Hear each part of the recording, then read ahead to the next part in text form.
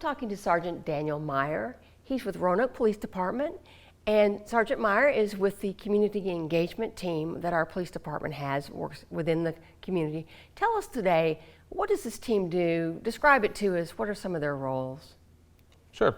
The community engagement team falls under the Community Response Bureau, and it consists of two parts: the community resource officer and the crime prevention officer. So community resource officers, there's one assigned to each zone of the city, and then there's two crime prevention officers.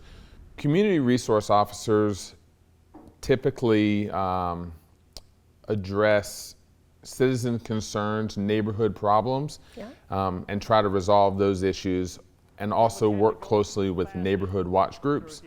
So if a neighborhood citizen, part of the neighborhood watch group, has a concern, they would call or email the community resource officer with their concern, and then we would work to resolve that issue.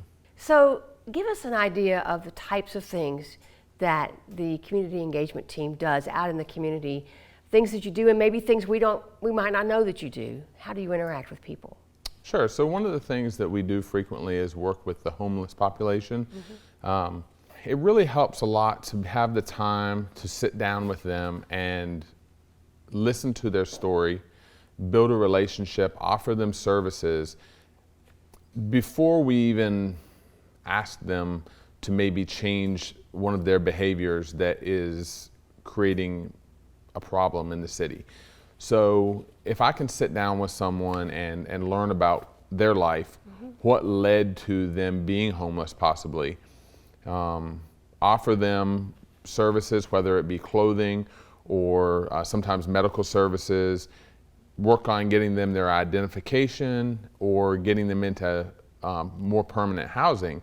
So I've helped to meet their needs. Yes. And then I can say, you know, maybe on a later date, let's talk about your current situation and how it's affecting people around you, and work toward getting you into a different situation, a different environment, better for you and better for the rest of the citizens of Roanoke. And that's been very effective. And a lot of other issues that come up, I know. Why is it important, do you think, for the community resource officers who provide these services? Why do we need them? Why is Roanoke, how are they useful and beneficial to us? Sure. So as I stated, frequently a simple call to 911 doesn't fully resolve the situation that an officer responds to or that a citizen has. And so having the community resource officer who has built relationships with community members and with neighborhoods is an opportunity for the citizens to reach out to the neighborhood or the community resource officer, and that officer can work to identify the root causes of the problem, and then reach out to the other organizations that can then assist in resolving that issue. Give you an example is like officers frequently don't know the code or zoning code for the city. And so we'll reach out to code enforcement and say, this is the issue at hand, dispute between two neighbors, and I'm not exactly sure what the law is surrounding this. And they can come in and say, okay, this is the law surrounding outdoor storage or trash removal or vehicle storage. And so educate the citizen first, then work with them on a time frame to get the issue resolved. And especially with the community resource officer, the last thing we want to do is charge someone, the enforcement side of it. Usually through building a relationship, offering services to help someone, and then obviously requesting them to cooperate with us in resolving the issue, it's generally effective. So you're really enhancing that relationship between the city and the residents in many ways. Well, how do people get in touch with you and your team if they need more information? So the best way to get in touch with the community resource officer or the community engagement team is through email. We all use an email group. That address is rpdresources@roanokeva.gov.